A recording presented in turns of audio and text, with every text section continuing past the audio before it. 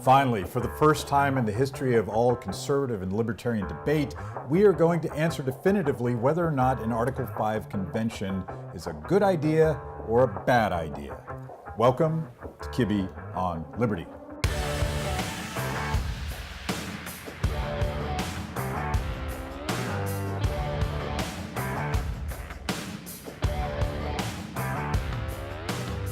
Mark Meckler, you are a former fellow Tea Party organizer with me, and you're now the president of Citizens for Self-Governance. Give me the elevator pitch. Well, coming out of the Tea Party movement, I'd traveled all over the country, a lot like you. And for me, there was this quintessential thing missing in the American body politic, and it was the idea of self-governance, that we actually have agency. This is the idea around which the founders developed our nation, the idea that we are actually responsible, not just for ourselves, but for our families, our communities, our states, and the nation at large. So the idea was the restoration of self-governance, and to do that, you have to take power away from government and give it back to people. So that was the entire goal of the forming of that organization. Which is a nice segue. You guys have fully embraced the idea of an Article 5 convention, of creating a people's movement to fix the Constitution. I don't know if you'd say it that way. I wouldn't say it that way. I would say to restore the Constitution. Yeah. The Constitution has been, for lack of a better term, bastardized by Congress, by presidents, and fundamentally by the courts, by the federal court system. What they've done is taken a document that was simple and beautiful and clean and turned it into something that's unrecognizable. And really specifically, most people don't know this, that document, a lot of people carry the pocket Constitution, right? That's not the Constitution anymore. It is now 2,738 pages at its last printing, over 3,000 with the supplements. You can order it from the government printing office for about $130. Those are all the cases that are apparently required because either you and I are so stupid we can't understand the Constitution and the Supreme Court had to explain it to us, or the other alternative is the founders were so obtuse they wrote a document that requires 3,000 pages of explanation. Both of those things are ridiculous. The goal is to take this big, fat, annotated Constitution and get somewhere closer to the original. Now, this is controversial amongst constitutional conservatives and libertarians. I see more and more people on your side on the question of a convention. What is your argument for doing this? I mean, the fundamental argument is nobody can provide me with any alternative to save the republic. And when I go out there, I tell people, if you have an argument against it, I'll listen to it, I'll counter your argument.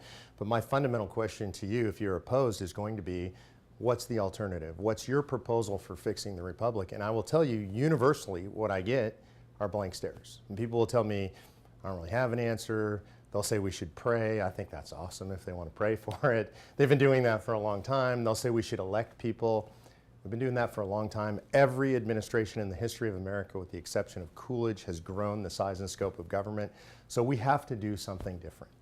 I feel like right now you have a Republican president, you have a Republican House, you have a Republican Senate, and the seeds for all of that started with the Tea Party movement, and that was kind of our strategy. We're going to take back Congress, and we're going to balance the budget, but the debt is going like this. What's going on? Well, because I would argue that you and I'll speak for myself specifically, we're politically naive. I mean, we had a sort of an 8th grade civics perspective of the federal government. If we elect good people who promise the right things, they'll come to Washington, D.C. and they'll do the right thing. Time and experience have proven that that's simply not the case. So we get to 2/3 of the states, we get to a convention. What is your agenda at the convention? So we have proposed what's called a subject matter resolution. So the states are passing identical resolutions that call for a discussion around 3 subject matter areas. The first is anything that would impose fiscal restraints on the federal government. For example, a balanced budget. I don't think that alone is good, but I think you add in taxing and spending caps and imposing generally accepted accounting principles. So those are the fiscal things. The second is anything that would impose term limits on the federal government. That could be term limits on Congress, which is what most people think of.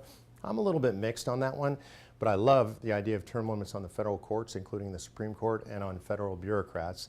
And then the final one, for me, the holy grail, is limitations on the scope, the power, and jurisdiction of the federal government, which fundamentally takes us back to the enumerated powers.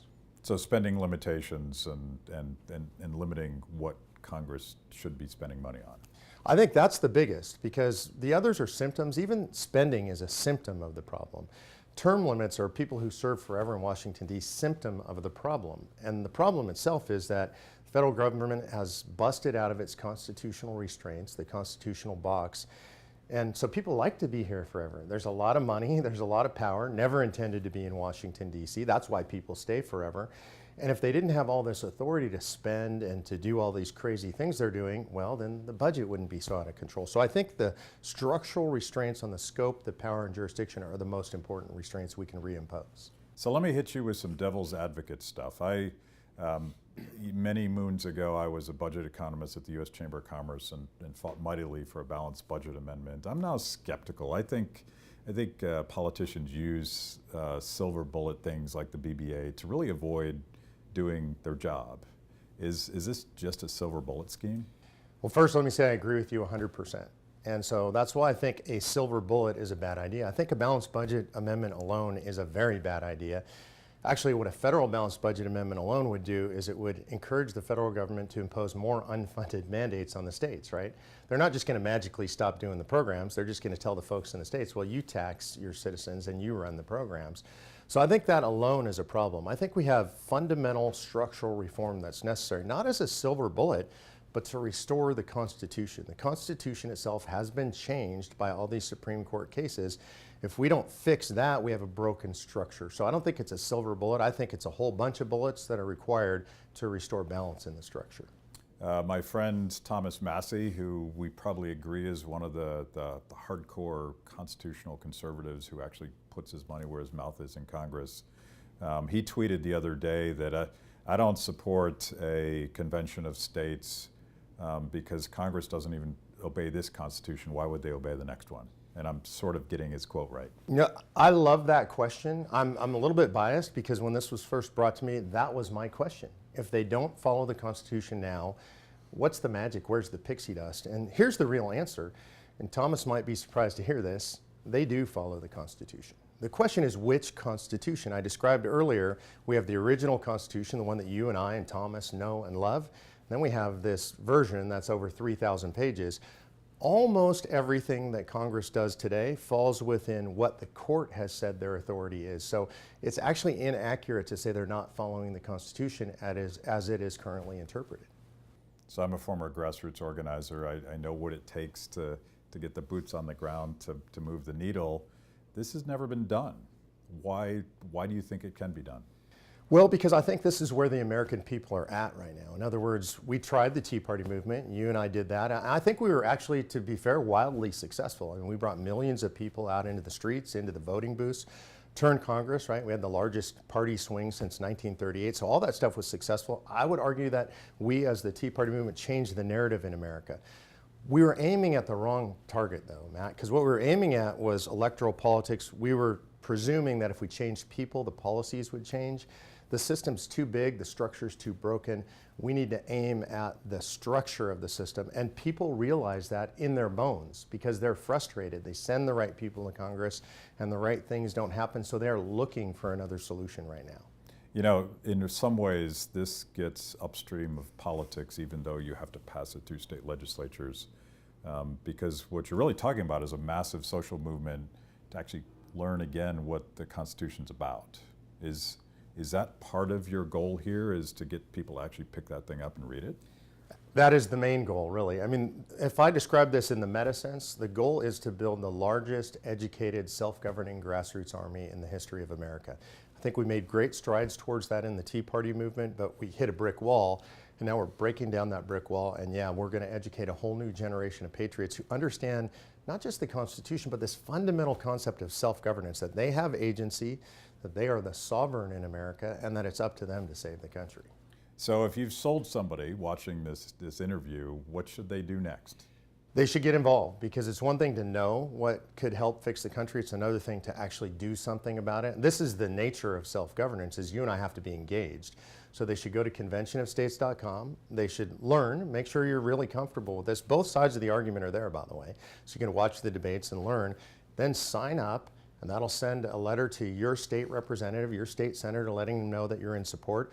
And they get involved, because that's what it's really all about, being active, become a volunteer, get involved at the state level, at the local level. This is local politics that affects the country nationally. So the burden's on us. If we don't step up, who's going to do it? Yeah, well, and Matt, you know your history. Every republic in the history of the world has failed. So the question is, will we use the tool the founders gave us in Article 5 and cheat history? I think the answer is yes. I trust the American people to do that, but the jury's still out. No pressure, it's all on you. I'll take it. Cool.